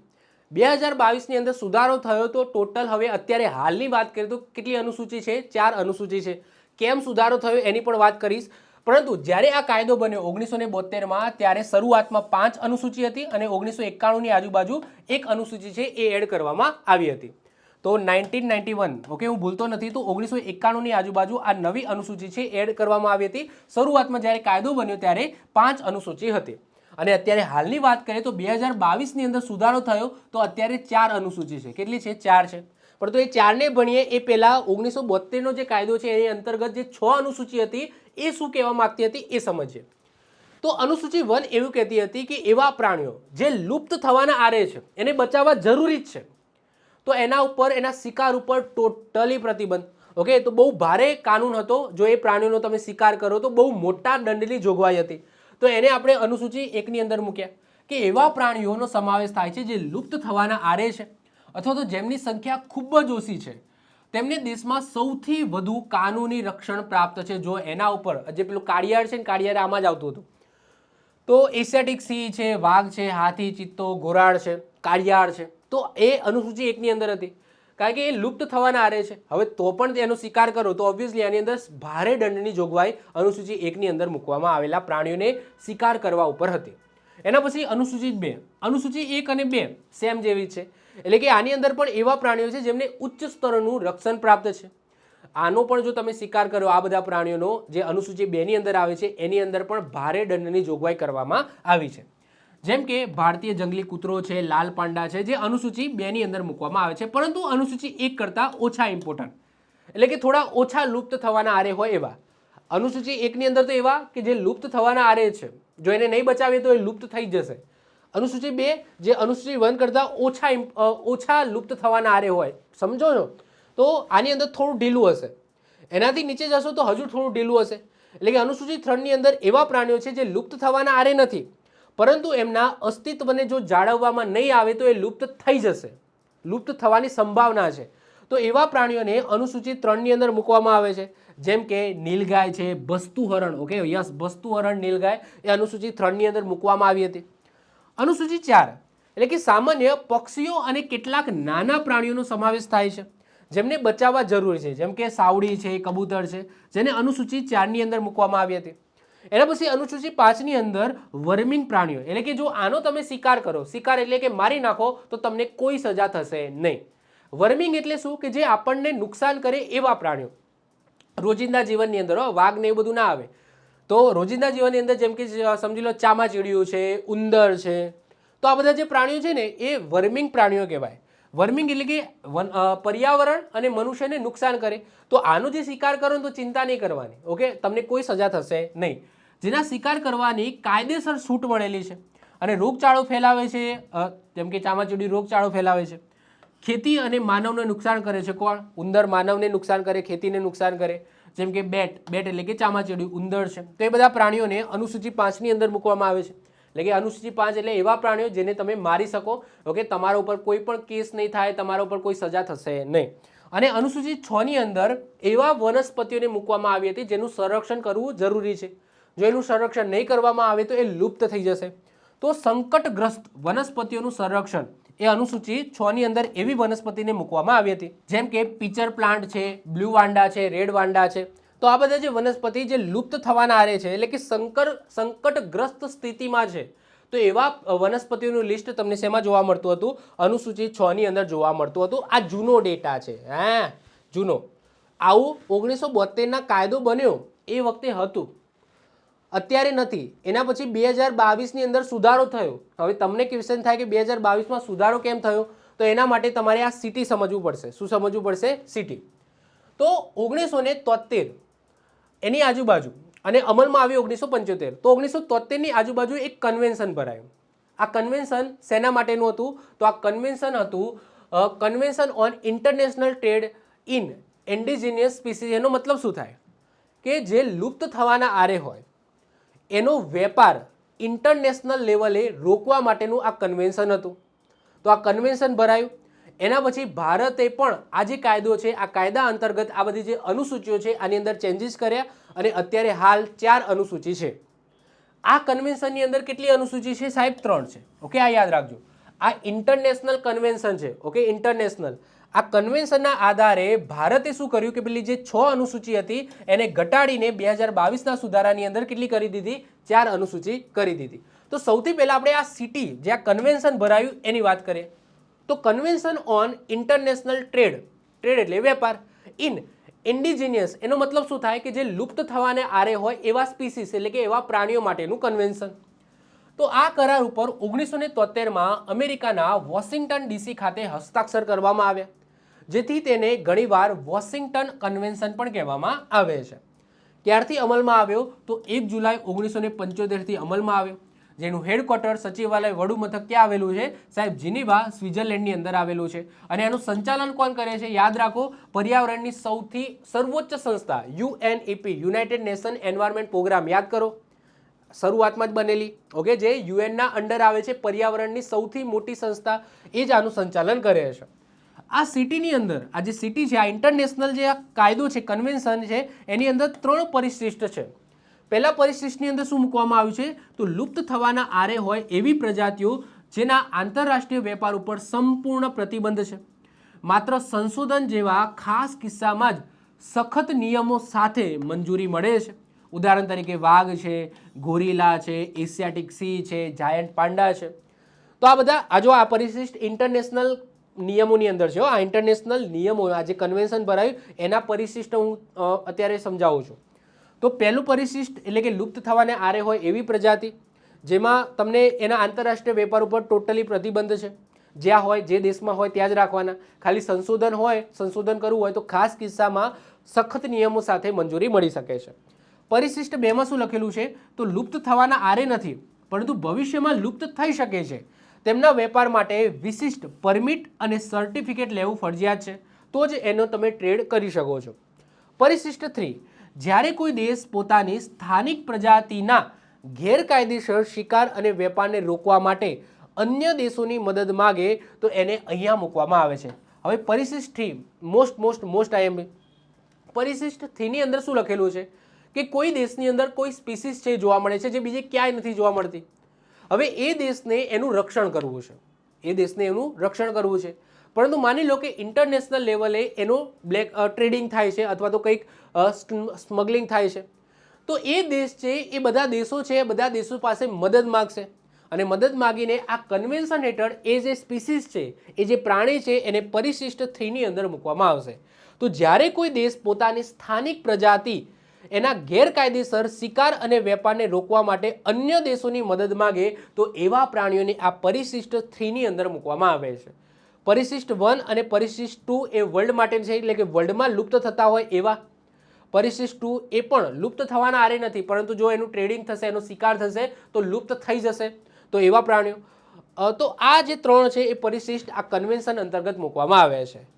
આ કન્વેન્શનના લીધે આપણો જે નિયમ હતો જેની અંદર પરિશિષ્ટ 6 1 થી 6 પરિશિષ્ટ હતા, તો એને ચેન્જ કરીને આપણે 1 થી 4 એટલે કે 4 પરિશિષ્ટ છે એની અંદર મૂકી દીધા. મતલબ એ 6 માંથી આપણે 4 કર્યા. 6 હતા એમાંથી આપણે 4 પરિશિષ્ટ કરી નાખ્યા. શું છે સમજો. હવે આ નવા છે, તો આ સમજવાના છે. તો મૂળ કાયદામાં 6 અનુસૂચિ હતી, પરંતુ વન્યજીવ સંરક્ષણ સુધારા અધિનિયમ 2022ની અંદર સુધારો થયો અને 6માંથી ઘટાડીને હવે 4 અનુસૂચિ કરી દેવામાં આવી છે. તો અત્યારે હાલ કેટલી છે? 4 છે. અનુસૂચિ 1ની વાત કરીએ તો અહીંયા એવા પ્રાણીઓ જેને સર્વોચ્ચ સ્તરનું રક્ષણ પૂરું પાડવામાં આવે છે, આ પ્રાણીઓનો શિકાર કરવા ઉપર સૌથી કડક સજા છે, દંડની જોગવાઈ છે.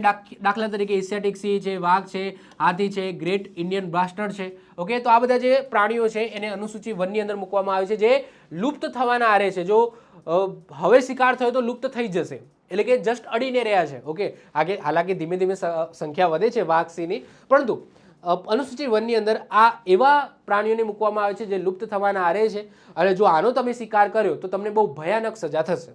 અનુસૂચિ 2, આમાં એવા પ્રાણીઓ છે જેને ઉચ્ચ સ્તરનું રક્ષણ અપાય છે, પરંતુ અનુસૂચિ 1ની સરખામણીએ થોડું ઓછું રક્ષણ અપાય છે, પરંતુ અનુસૂચિ 1ની સરખામણીએ થોડું ઓછું રક્ષણ આપવામાં આવે છે, એટલે કે બહુ લુપ્ત થવાના આરે નથી. ઓકે, બચી જાય એવા છે. અનુસૂચિ 3, આમાં સંરક્ષિત વનસ્પતિઓ એટલે કે પ્રોટેક્ટેડ પ્લાન્ટનો સમાવેશ થાય છે, જેને કાપવા કે મૂળમાંથી ઉખાડવા ઉપર પ્રતિબંધ છે.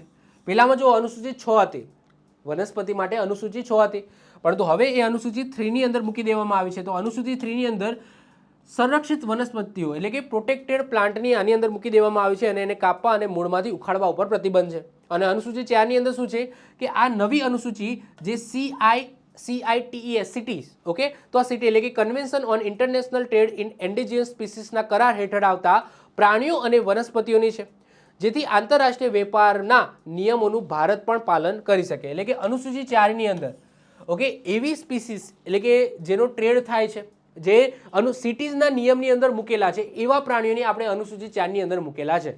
એટલે કે જે સિટીઝની અંદર જે આ જે નિયમો છે, આ પરિશિષ્ટો છે, આ પરિશિષ્ટની અંદર જે પ્રાણીઓ મૂકેલા હશે, તો એ પ્રાણીઓનો ટ્રેડ ના થાય, ભારતની અંદર ટ્રેડ ના થાય, તો એટલા માટે અનુસૂચિ 4ની અંદર આપણે એ બધા પ્રાણીઓને અનુસૂચિ 4માં આપણે મૂકેલા છે. તો જો સેમ જ છે અનુસૂચિ 1, 2, 3. પેલી જે 6 હતી ને, 6ને કમ્બાઈન કરીને આપણે પહેલી 3 બનાવી દીધી અને એક નવી બનાવી ટૂંકમાં. ઓકે, એવું થયું છે ને.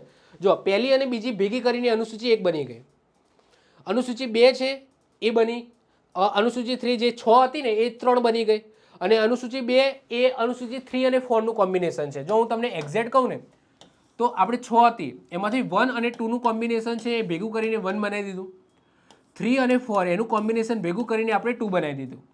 પછી અનુસૂચિ 6 છે, આ 6ને ભેગું કરીને આપણે અનુસૂચિ 3 બનાવી દીધી. જે 5મા નંબરની હતી વર્મિંગ પ્રાણીઓ, વર્મિંગ એટલે કે જે આપણે નુકસાન કરતા પ્રાણીઓ જેને મારીએ તો બહુ કાયદો લાગુ ના પડે, તો એને આપણે કાઢી નાખ્યું છે.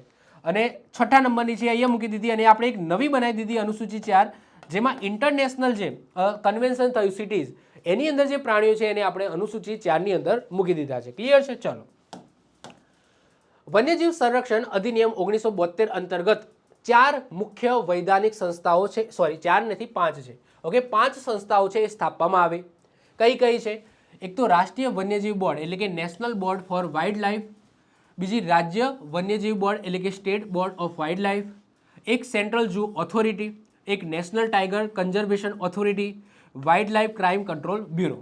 આ 5 સંસ્થાઓ આપણે આ 1972ના જે કાયદા છે એના અંતર્ગત આપણે વૈધાનિક કાયદાકીય સંસ્થાઓ સ્થાપી છે. રાષ્ટ્રીય વન્યજીવ બોર્ડની વાત કરીએ અને ડિટેલ્સમાં સમજીએ વન બાય વન, પરંતુ જસ્ટ એક એક લીટીમાં વાત કરી લઈએ. તો રાષ્ટ્રીય વન્યજીવ બોર્ડની વાત કરીએ તો આ સર્વોચ્ચ સંસ્થા છે જે વન્યજીવો માટે કામ કરશે, જેના અધ્યક્ષ કોણ હશે? વડાપ્રધાન પોતે હશે. જે પણ વડાપ્રધાન બનશે એ ઓટોમેટિક હોદ્દાની રૂએ આ નેશનલ બોર્ડ ઓફ વાઇલ્ડ લાઈફના અધ્યક્ષ બની જશે. રાજ્ય વન્ય બોર્ડ, રાજ્ય વન્યજીવ બોર્ડની વાત કરીએ તો એના અધ્યક્ષ કોણ હશે? જે તે રાજ્યના મુખ્યમંત્રી હશે. સેન્ટ્રલ ઝૂ ઓથોરિટીની વાત કરીએ તો ભારતમાં તમામ પ્રાણી સંગ્રહાલયો ઝૂને માન્યતા આપી અને તેના માટેના નિયમો બનાવવાની સંસ્થા એટલે આ સેન્ટ્રલ ઝૂ ઓથોરિટી.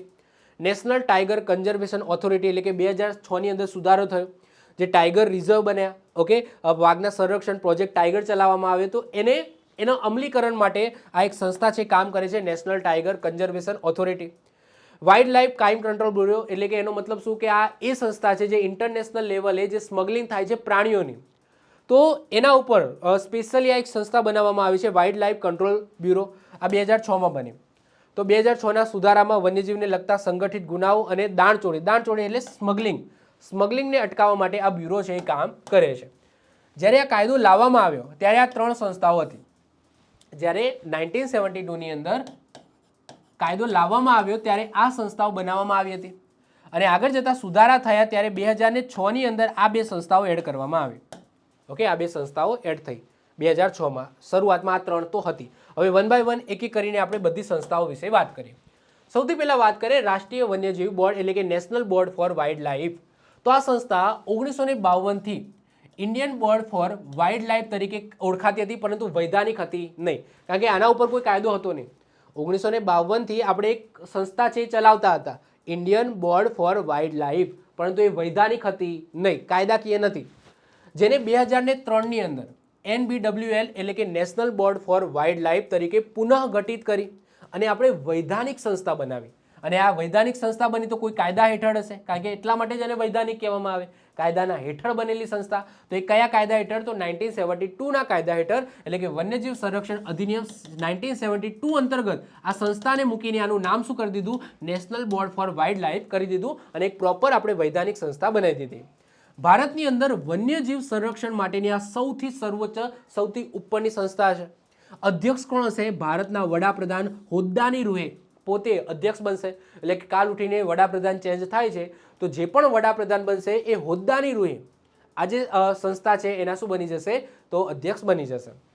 ઉપાધ્યક્ષની વાત કરીએ તો કેન્દ્રીય પર્યાવરણ, વન અને આબોહવા પરિવર્તન. આબોહવા ના લખાય, ઓકે, જળવાયુ લખાય, જળવાયુ. ઓકે, તો કેન્દ્રીય પર્યાવરણ, વન અને જળવાયુ પરિવર્તનના જે પણ મંત્રી હશે એ હોદ્દાની રૂહે ઉપાધ્યક્ષ બની જશે. સભ્યોની વાત કરીએ તો આ બોર્ડની અંદર કેટલા સભ્યો હશે? આ સંસ્થાની અંદર ટોટલ 47 સભ્યો હશે, જેમાંથી 3 સંસદના સભ્યો હશે, જેમાં 3 સંસદ સભ્યો, એમાંથી 2 લોકસભા અને 1 રાજ્યસભાના. 3 સંસદ સભ્યો એટલે કે એમાંથી 2 લોકસભા અને 1 રાજ્યસભા, ટોટલ 3 સંસદ સભ્યો હશે. સંરક્ષણ દળોના વડાઓ હશે આની અંદર. પછી 5 પ્રખ્યાત NGOના પ્રતિનિધિઓ અને 10 નામાંકિત પર્યાવરણવિદ એટલે કે શું પર્યાવરણનું સારું એવું નોલેજ હોય એવા વ્યક્તિઓનો સમાવેશ આની અંદર કરવામાં આવશે અને ટોટલ 47 સભ્યો આની અંદર એડ કરવામાં આવશે. 47 સભ્યો આની અંદર હશે. હવે જુઓ, આ બોર્ડની અંદર ટોટલ 47 સભ્યો છે અને PM પોતે આના અધ્યક્ષ છે. તો અવારનવાર સમજી લો કે નાના મોટા નિર્ણય લેવા હોય, જેમ કે સમજી લો કે કોઈ નેશનલ પાર્ક છે કે અભયારણ્ય છે એની સીમાની અંદર ચેન્જીસ કરવો છે અથવા કોઈ નવું અભયારણ્ય કે નેશનલ પાર્ક બનાવવું છે, તો દર વખતે પ્રાઇમ મિનિસ્ટરને બોલાવવા પડે ને આ બધું જોવાનું, એ બધું ના થાય. તો આના માટે એક સ્ટેન્ડિંગ કમિટી બનાવવામાં આવે છે, જેના અધ્યક્ષ કોણ રહેશે એટલે કે હેડ કોણ રહેશે? તો કેન્દ્રીય પર્યાવરણ મંત્રી રહેશે. તો અવારનવાર PMને હેરાન ના કરવા પડે. હા, પરંતુ જ્યારે પણ આપણે આ બોર્ડની બેઠક બોલાવવામાં આવશે ત્યારે પ્રધાનમંત્રી પોતે હાજર હશે અને અધ્યક્ષનું સ્થાન છે એ ગ્રહણ કરશે. તો બોર્ડની બેઠક વારંવાર બોલાવવી એ વ્યવહારુ હતી નહીં. તેથી રોજબરોજના કાર્યો અને વિવિધ પ્રોજેક્ટના ક્લિયરન્સ માટે એક સ્ટેન્ડિંગ કમિટી છે એ કાર્યરત હોય છે અને એ સ્ટેન્ડિંગ કમિટીના અધ્યક્ષ કોણ હોય છે? કેન્દ્રીય પર્યાવરણ મંત્રી હોય છે. એટલે કે દર વખતે એવું નહીં કે ભાઈ કોઈ અભયારણ્ય બનાવવું છે કે કોઈ સમજી લો કે નેશનલ પાર્ક બનાવવો છે તો PMને હેરાન કરો, એવું નહીં. ઓકે, એક standing committee on the spot હાજર હશે. જો કોઈ દેશની અંદર કોઈ અભયારણ્ય કે નેશનલ પાર્ક બનાવવો છે અથવા ટાઈગર રિઝર્વ બનાવવું છે અથવા કંઈ પણ બનાવવું છે, ઓકે, આ જે પણ નાના મોટા કાર્યો હોય રોજબરોજના, તો એના માટે એક standing committee on the spot હાજર હશે. એટલે કે સ્ટેન્ડિંગ કમિટી હશે જેમાં PMને પછી હેરાન કરવાની જરૂર નથી. ઓકે, જે પર્યાવરણ મંત્રી છે એ પણ કાયદા કાનૂન જાણે છે, એ પણ હેડ છે, તો એ પણ પોતાના કાર્યો છે એ બધા કરી દેશે. ટૂંકમાં PMને હેરાન નહીં કરે. ઓકે, તો આ યાદ રાખજો. અને જ્યારે પણ આની બેઠક ભરાય છે ત્યારે અધ્યક્ષ સ્થાન કોણ ગ્રહણ કરે છે? તો વડાપ્રધાન છે એ ગ્રહણ કરે છે. તો અહીંયાથી તમારો સિમ્પલ ક્વેશ્ચન છે કે છેલ્લે આ બોર્ડની, ઓકે, આ સંસ્થાની બેઠક છે એ ક્યારે ભરાય અને ક્યાં ભરાય? તો છેલ્લે યાદ રાખજો 2025ની અંદર ભરાય, 7મા નંબરની હતી અને ગીર આપણા ગુજરાતની અંદર આનું આયોજન થયું હતું. તો આ ખાસ આપણે યાદ રાખજો. અત્યારે 2026 ચાલે છે, તો જ્યારે પણ નવી ભરાય એ તમારે અપડેટ થતું રહેવાનું. ઓકે, છેલ્લે 2025માં આનું આયોજન થયું છે. ઓકે, અને આપણા ગુજરાતની અંદર થયું છે, ગીરની અંદર થયું છે. અને કયા નંબરની હતી? તો 7મા નંબરની હતી. ઓકે, તો જો અહીંયા લખેલું છે 2025માં 7મા નંબરની બેઠકનું આયોજન આપણા ગુજરાત ગીરની અંદર થયેલું છે. આ મુખ્ય કાર્યો અને સત્તાઓ શું છે આ બોર્ડના? તો નીતિ નિર્માણ, સીમાઓમાં ફેરફાર અને પ્રોજેક્ટને મંજૂરી. એટલે કે દેશમાં વન્યજીવો અને જંગલના સંરક્ષણ માટે સરકારને સલાહ આપવી, આ મુખ્ય કાર્ય.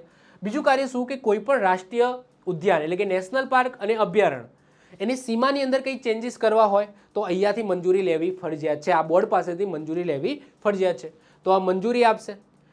પ્રોજેક્ટની મંજૂરી સંરક્ષિત વિસ્તારો એટલે કે પ્રોટેક્ટેડ એરિયાની અંદર કે તેની આસપાસ ઇકો સેન્સિટિવ ઝોનમાં આવતા ઔદ્યોગિક ડેમ કે હાઈવે જેવા પ્રોજેક્ટને મંજૂરી આપવાનું કામ પણ આ બોર્ડ કરે છે. યાદ રાખજો, ઇકો સેન્સિટિવ ઝોન એટલે કે સમજી લો કે જે પણ પ્રોટેક્ટેડ વિસ્તાર એટલે કે સમજી લો કે નેશનલ પાર્ક છે.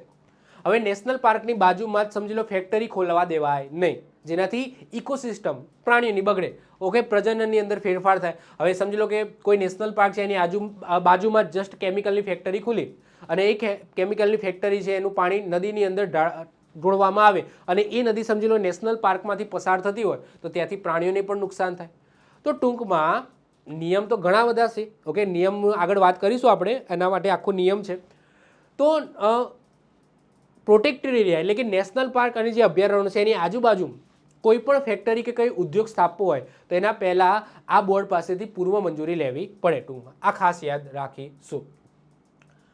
ઓકે, તો આ થઈ ગયું તમારું રાષ્ટ્રીય વન્યજીવ બોર્ડ. ક્લિયર? હવે આવું ને આવું દરેક રાજ્યની અંદર શું હશે? રાજ્ય વન્યજીવ બોર્ડ હશે, એટલે જેને આપણે ઇંગ્લિશમાં state board of wild life કહીશું. તો રાજ્ય સ્તરીય હશે. સિમ્પલ, જે કામ કેન્દ્રની અંદર થાય છે એવું ને એવું રાજ્યની અંદર આ લોકો કામ કરતા હશે. એટલે કે વન્યજીવના સંરક્ષણ અને માર્ગદર્શન માટે રાજ્ય વન્યજીવ બોર્ડની રચના કરવામાં આવી છે. આ બોર્ડની રચના પણ વન્યજીવ સંરક્ષણ અધિનિયમ 1972ના કલમ નંબર 6ની હેઠળ કરવામાં આવી છે અને રાજ્ય સરકાર દ્વારા કરવામાં આવશે. આ કાયદા મુજબ વર્ષમાં ઓછામાં ઓછી બે બેઠક ભરવી ફરજિયાત છે. ઓકે, કાયદા મુજબ વર્ષની અંદર 1 વર્ષની અંદર 2 વાર તો મળવું પડશે આ બેઠકને. અધ્યક્ષ કોણ હશે? તો પેલામાં વડાપ્રધાન હતા, તો આમાં કોણ હશે? સાહેબ મુખ્યમંત્રી હોય. ઉપાધ્યક્ષની વાત શું કરીશું? ઉપાધ્યક્ષની વાત કરીએ તો એ વખતે ઉપર કેન્દ્રીય પર્યાવરણ મંત્રી હશે, તો આમાં રાજ્યના પર્યાવરણ મંત્રી હશે, તો રાજ્યના વન અને પર્યાવરણ મંત્રી હશે. સભ્યોની વાત કરીએ તો એટલા બધા સભ્યો નહીં હોય. આ બોર્ડમાં રાજ્ય વિધાનસભાના 3 સભ્યો એટલે કે 3 MLA હશે, રાજ્યના ચીફ વાઇલ્ડ લાઈફ વોર્ડન હશે, જાણીતા પર્યાવરણવિદો હશે, NGOના પ્રતિનિધિઓ હશે અને વન વિભાગના ઉચ્ચ અધિકારીઓનો સમાવેશ આની અંદર થાય છે, એટલે કે સ્ટેટ બોર્ડ ઓફ વાઇલ્ડ લાઈફની અંદર થાય છે.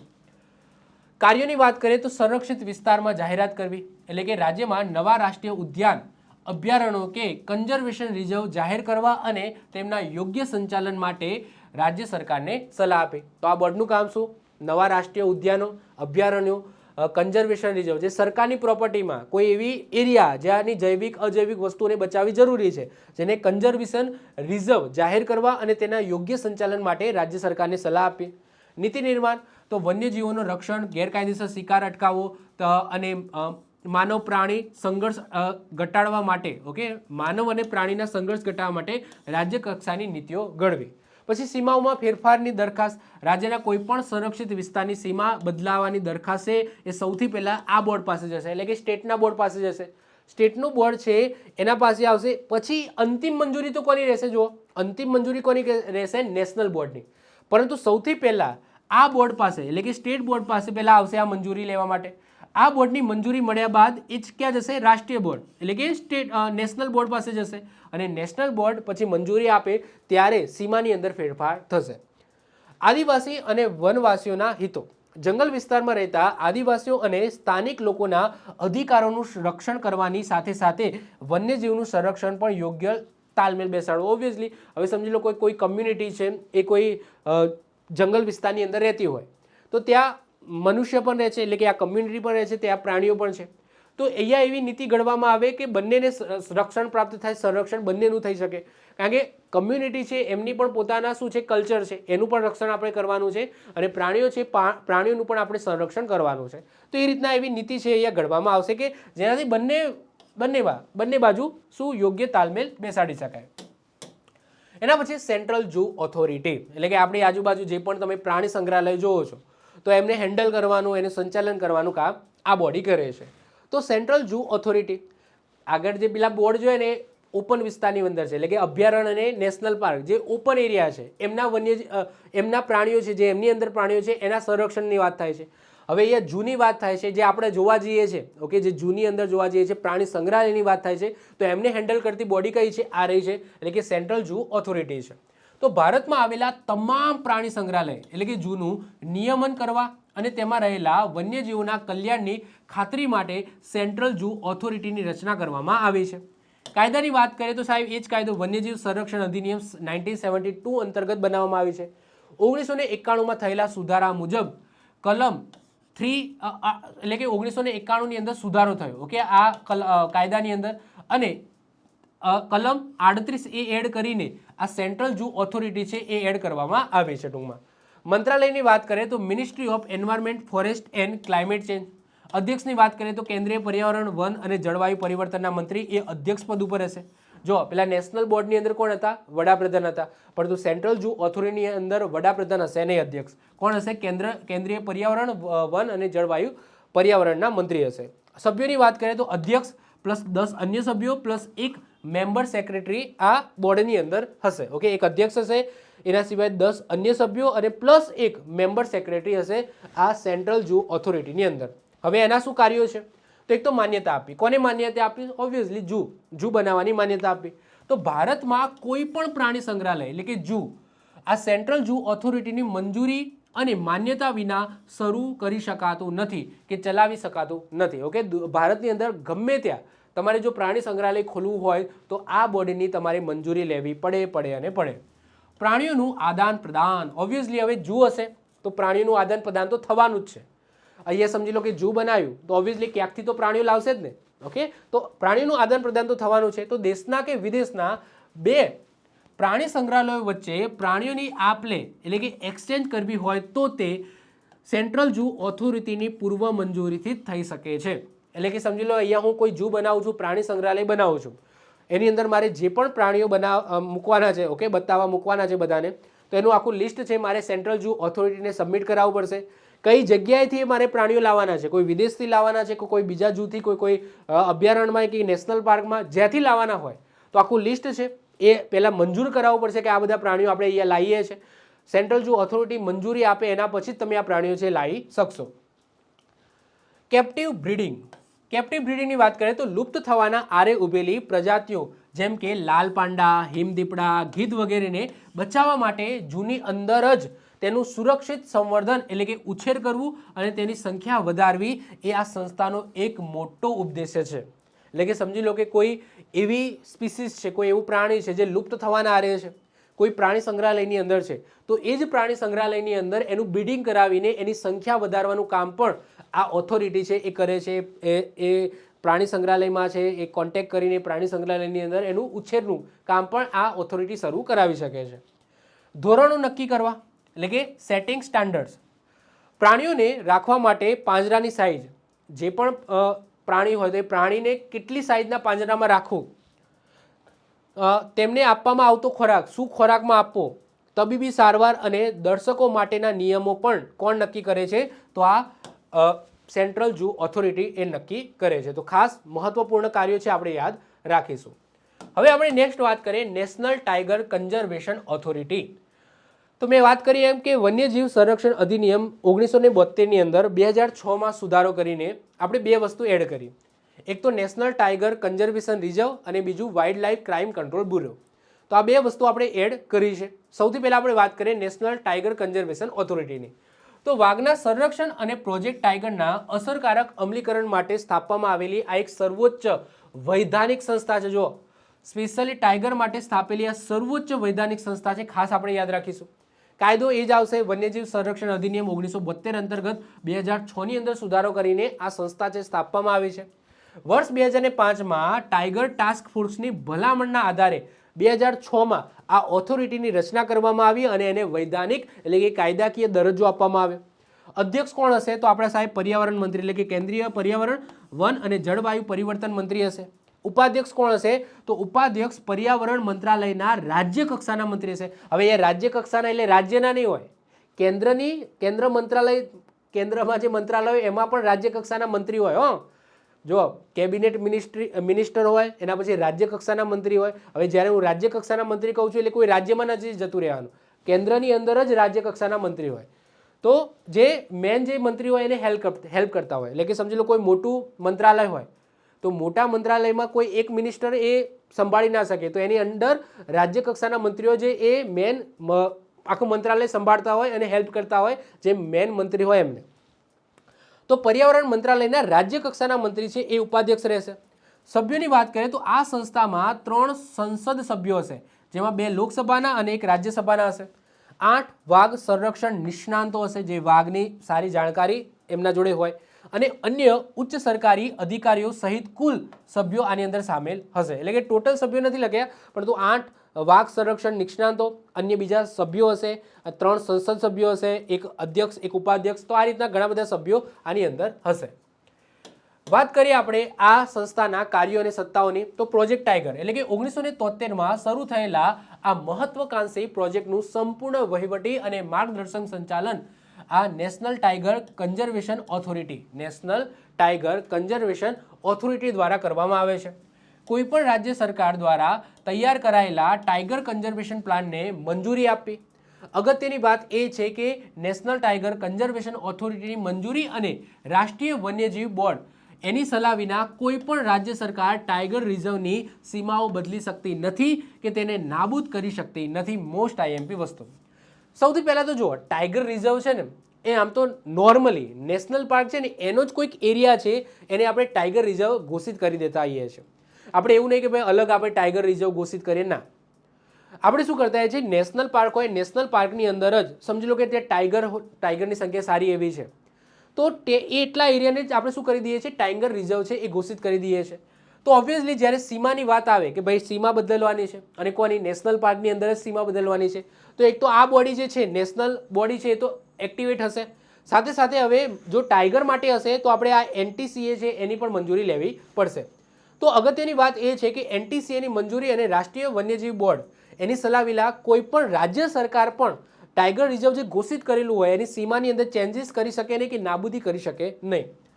વાઘની વસ્તીની ગણતરી, તો ભારતમાં દર 4 વર્ષે વાઘની ગણતરી કરવામાં આવે છે, કેટલી વસ્તી છે, અને એ ગણતરી પણ NTCA છે એ વાઇલ્ડ લાઈફ ઇન્સ્ટિટ્યૂટ ઓફ ઇન્ડિયાને સહયોગથી એમને મતલબ મદદ કરે છે. તો વાઇલ્ડ લાઈફ ઇન્સ્ટિટ્યૂટ ઓફ ઇન્ડિયાના સહયોગથી હાથ ધરવામાં આવે છે.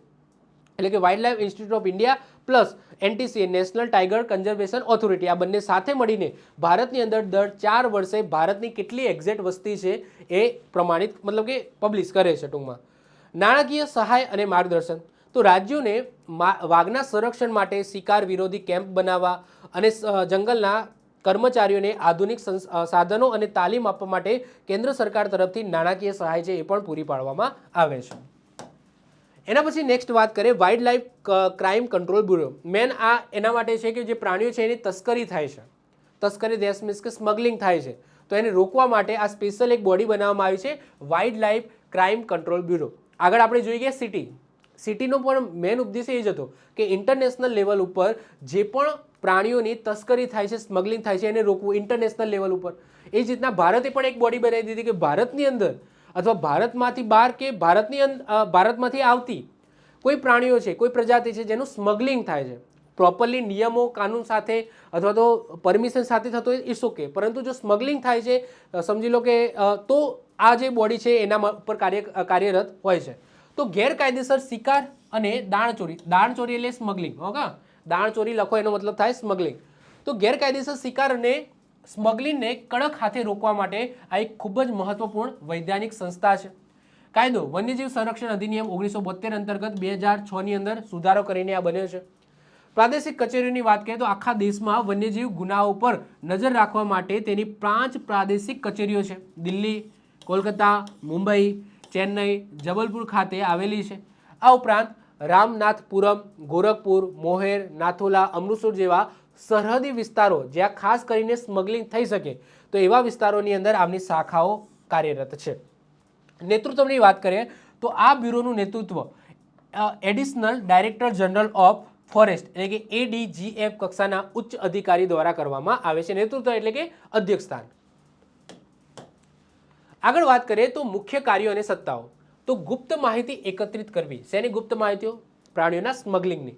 તો વન્યજીવ ગુનાઓ જેમ કે હાથીદાંત છે, વાઘના ચામડા છે, પેંગોલિનની સ્મગલિંગ છે વિશે ગુપ્ત માહિતી એકત્રિત કરવી અને ત્વરિત કાર્યવાહી માટે તેને રાજ્યના એન્ફોર્સમેન્ટ એજન્સીઓને પૂરી પાડવી.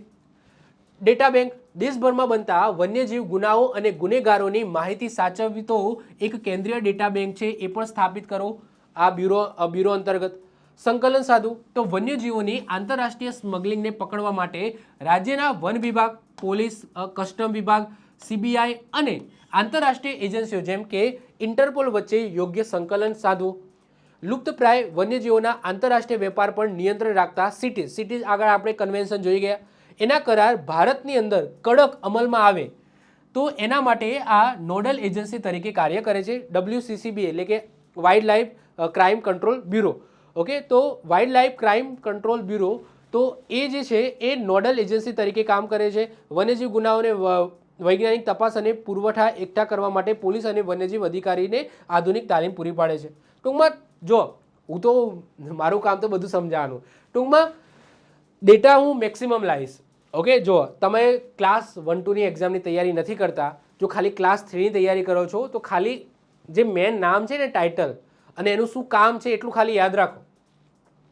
જેમ કે સમજી લો કે wildlife crime control bureau છે, એ સ્મગલિંગ રોકવું, ઇન્ટરનેશનલ લેવલે જે સ્મગલિંગ થાય છે એના માટે જે સિટી કન્વેન્શન થયું એના અંતર્ગત આપણે આ બોડી બનાવી અને આનું કામ પણ સ્મગલિંગ રોકવાનું છે પ્રાણીઓનું ભારતની અંદર. તો તમારે ખાલી એટલું યાદ રાખવાનું. પછી આ બધા કાર્યો છે ઓટોમેટિક તમને યાદ રહી જ જશે. ઓકે, મતલબ કે આની અંદર કોઈ એવો MCQ નહીં પૂછાય. MCQ તમને ઉપરથી ટાઇટલમાંથી જ પૂછાશે. સમજો છો હું શું કહેવા માગું છું? એટલે કે જો તમે ક્લાસ 3ની તૈયારી કરતા હોય તો બહુ ટેન્શન લેવાની જરૂર નથી. ઓકે, પણ જ્યારે હું ટોપિક ચલાવતો હોય તો બધી માહિતી ભેગી કરીને લાવું, કારણ કે મને એવું છે કે ભાઈ એની ટોટલી માહિતી તમારા સુધી પહોંચે. ઓકે, એટલા માટે હું બધું મેક્સિમમ ભેગું કરીને હું લાવતો હોઉં છું. ઓકે, તો આ સાથે આપણો પાર્ટ 1 પૂરો થાય છે ભારતના કાયદાઓ અને સંસ્થાઓનો. હજુ સુધી આપણે વન્યજીવોને લગતા કાયદાઓ ભણ્યા અને એમની સંસ્થાઓ ભણ્યા. હજુ પર્યાવરણના બાકી છે, હજુ જે જોખમી કચરાઓ છે એના માટેના જે કાયદાઓ છે હજુ બાકી છે, આપણે નેક્સ્ટ લેક્ચરની અંદર જોઈશું. તો આ સાથે આપણો આજનો લેક્ચર અહીંયા પૂર્ણ થાય છે. જો તમને વિડીયો ગમ્યો હોય તો વિડીયોને લાઇક કરો, મિત્રો સાથે શેર કરો. જો તમે આ ચેનલ ઉપર નવા હો તો ચેનલને સબસ્ક્રાઇબ કરો, બાજુમાં રહેલું બેલ આઇકન છે એને દબાવી દો, જેથી કોઈ નવો વિડીયો અપલોડ કરું તો એની નોટિફિકેશન તમને મળતી રહે અને તમારો કોઈ પણ વિડીયો મિસ ના થાય. તો મળીશું નેક્સ્ટ લેક્ચરમાં. બાય, ઓલ ધ બેસ્ટ, જય હિન્દ, જય ભારત.